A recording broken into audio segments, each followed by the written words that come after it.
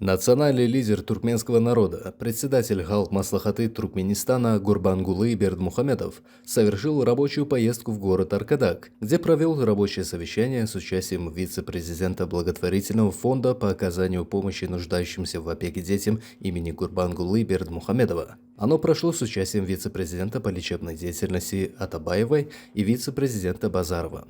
В ходе совещания были обсуждены вопросы деятельности фонда и направления его дальнейшего развития. Было доложено о проведении мероприятий и международного форума, посвященных 4-й годовщине создания благотворительного фонда. Было подчеркнуто о многочисленных предложениях и инициативах иностранных участников форума по активизации международного сотрудничества в данной области и приглашении туркменской делегации посетить их страны. В этой связи Базаров выдвинул предложение об организации зарубежных поездок членов правления фонда и первого визита в Республику Узбекистан. Герой Аркадак привел в пример пословицу «Киямат күні қоңшыдан» и сделал акцент на целесообразности организации первого визита в соседнюю Республику Узбекистан. Вице-президент благотворительного фонда имени Гурбангулы Бердмухамедова по лечебной деятельности Атабаева выдвинул ряд предложений по совершенствованию системы здравоохранения страны в соответствии с требованиями времени и внедрению в медицинские учреждения передовых методов и цифровых технологий.